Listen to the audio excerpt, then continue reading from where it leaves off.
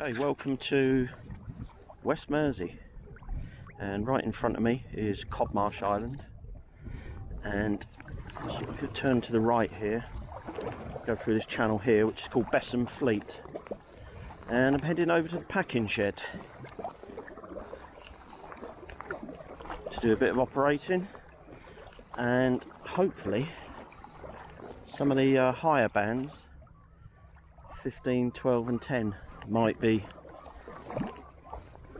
cooking, because I've got some vertical end-fed dipoles which I hope to string up to the flagpole.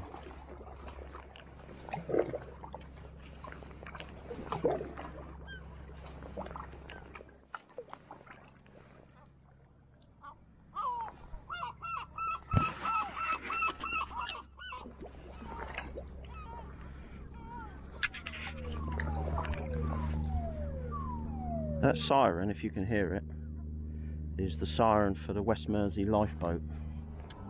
There they go.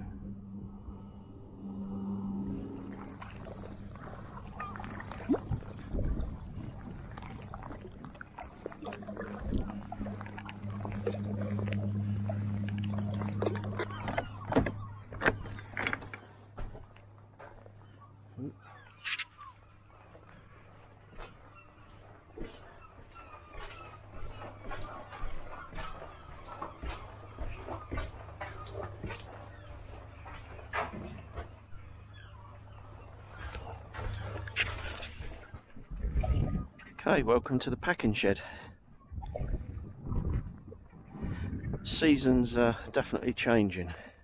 Spring has sprung. I've got my dry suit on still, but I'm going to take it off in a minute because I'm probably a bit overdressed. I just thought I'd show you this. On one of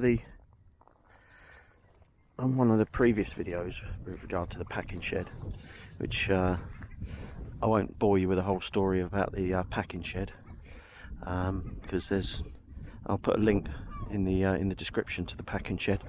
But I've been out here and operated from here on numerous occasions, and you can follow the link to tell you more about it. But one of my subscribers asked about this structure here, which I think he referred to as a ribbed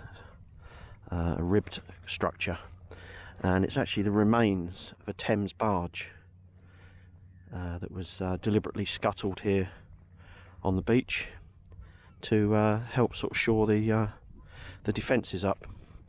And there's granite down here on the beach as well, and granite was dumped here years ago now, and it's all over the sort of foreshore, and that was dumped here for the same reason, so it's not natural to this area.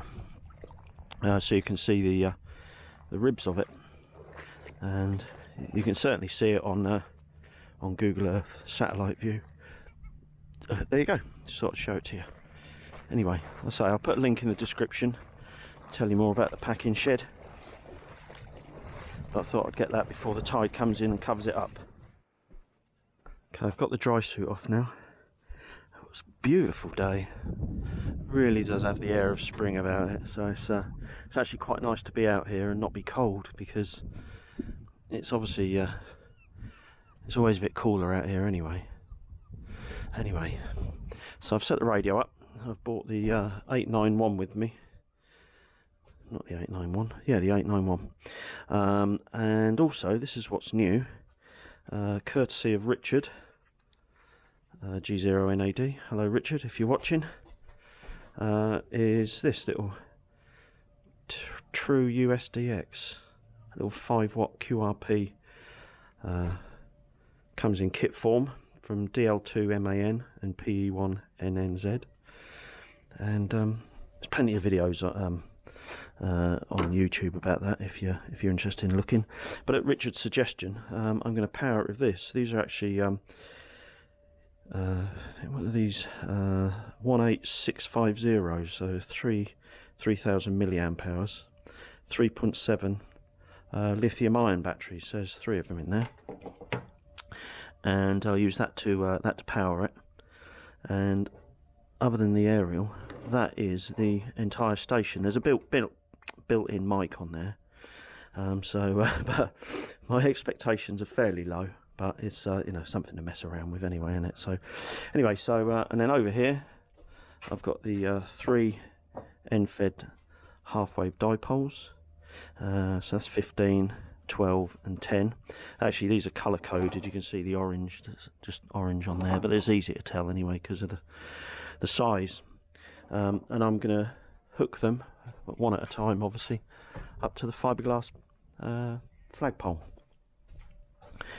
And I'm not sure, I've never actually measured to see how measured the pole to see how big it is, but I think I've probably fit the 15 on there just about, I reckon, but certainly the 12 and the 10 I think will go on there.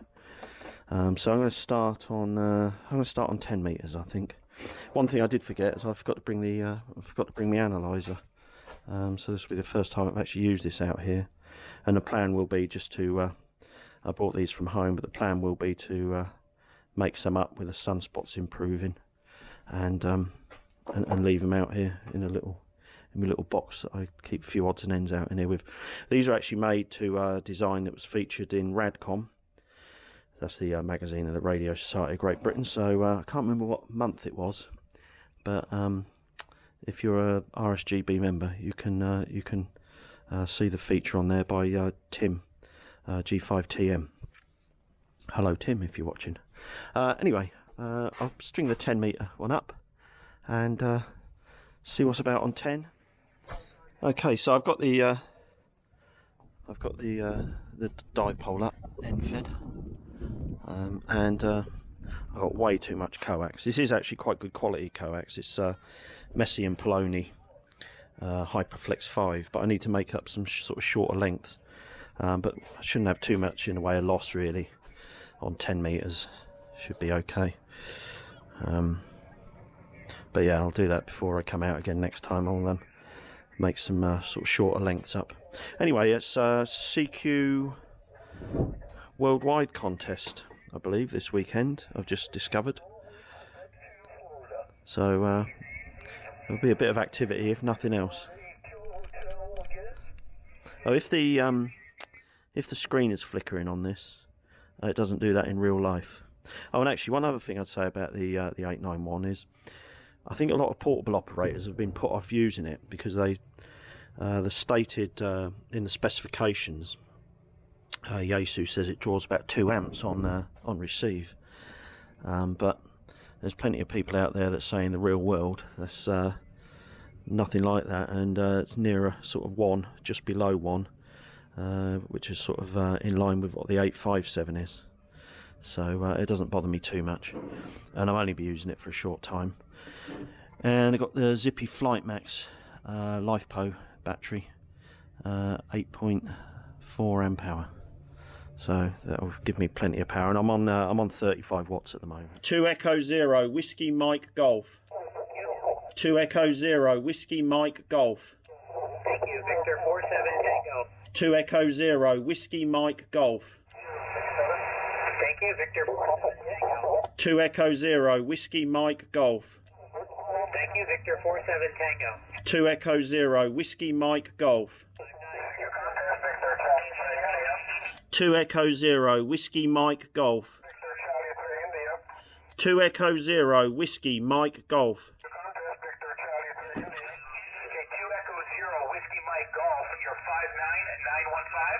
Thanks very much. 59001, number 1, Roger. Okay, so I worked that Victor Charlie 3 India, who's in Brampton, Ontario, Canada, which is near Toronto. I've actually been through Brampton, but I don't think I'm being heard very well. Look at this out here. Look, it's like the middle of summer. Beautiful. A little bit of a breeze.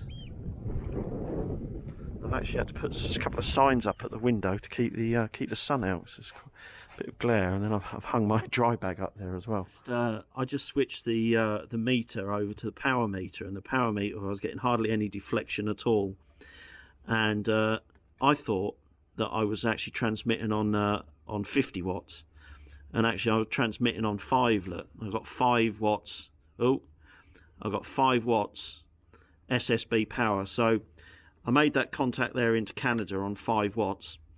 So anyway, I'm going to turn it up. I'm going to turn it up to 100 and try again. Echo 0 Whiskey Mike Golf 592499. Thanks very much. You're 59002, number 2, Roger. Kilo Echo 0 Whiskey Mike Golf 592125. Thanks very much. 59003, number 3, Roger. Okay, so I've worked St Kitts and Nevis and Bonaire in the Caribbean. And actually I looked at a list there that I keep of all the countries that I worked, and I thought I'd worked them before, so I wasn't particularly excited. But actually I was looking at my wrong list, and it was a list of countries that I worked with my Canadian call sign from Canada. So both of those are new, so I'm quite happy with that. 2 new countries. So if you're going to moan about contests, then just bear in mind that they're a good opportunity to work new countries. So these are the old oyster pits. Again, I was asked about these. These were the oyster pits where the tide used to come in, flush, or not oyster beds, where the tide used to come in, flush the oysters out, because obviously oysters feed on the bottom and they're full of all nasty gunk. Yeah, these were, in fact I'll put a picture up from when the oyster pits were here. So anyway, I'm going to see what else is about. 5904, number 4, Roger.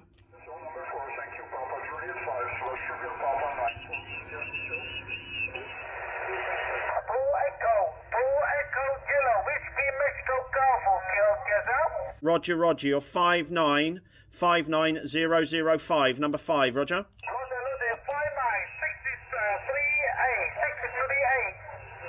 Thanks very much, 73. Whiskey Mike Golf 591784. Thanks very much, 59006, number 6. You're booming in here, 73. Thank you, Victor Echo 3 Echo Japan. Thanks very much, you're 5959007, number 7, Roger. Okay, so another little stint there. So I've worked seven stations there in a contest, and I actually got my 3rd new one, which was Tango Oscar 1 Quebec Guadeloupe.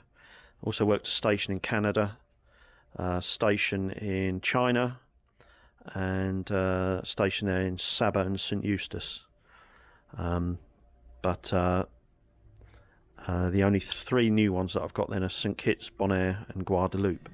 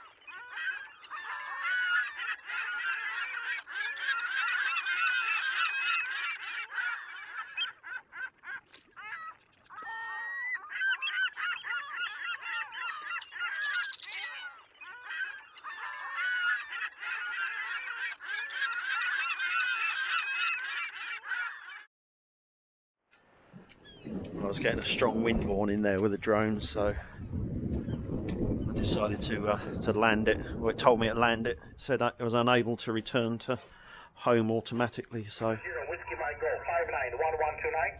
thanks very much. 59008, number 8.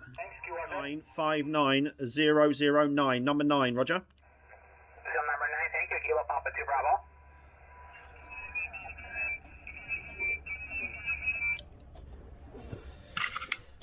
Well, I'm going to call that a day on the radio. So got a few new ones, three new countries. So yeah, that's not bad, is it? The first new countries in best part of 4 years. So I'm going to go for a little paddle about and make the most of the sunshine, I think. And oh, there's Michael. GM5 AUG on his dad's boat, waving at me. Wave!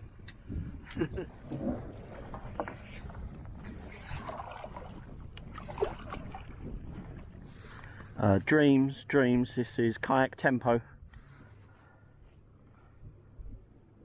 Kayak Tempo, Dreams.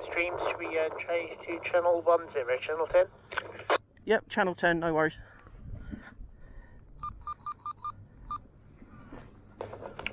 Kayak Tempo, your Dreams. Hi there, Kevin, can you see where we are? No, I've just sort of pulled away from the shed. I'll start heading kind of towards the hard. I'm sure I'll see you. Over. Aye, well, we're pretty much straight ahead of you. You'll see us, but let me know if you don't. Okay, I'll stand by on this channel, and I'll see you in a few minutes. Roger, Kayak Tempo, your Dreams out.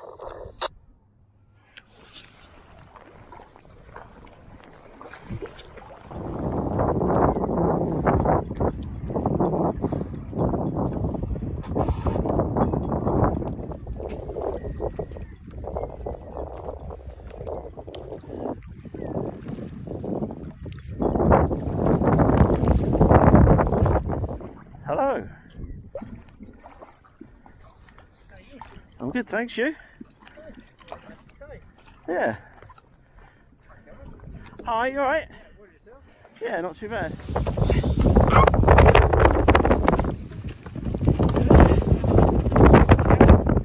Easy.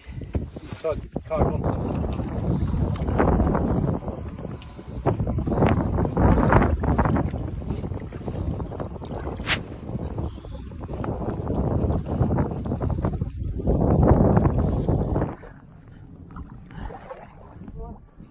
Good to see you.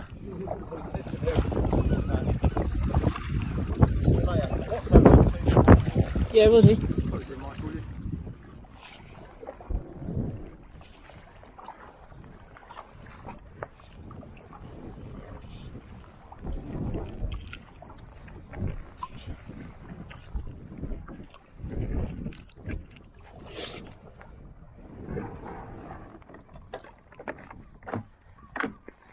Okay, back again.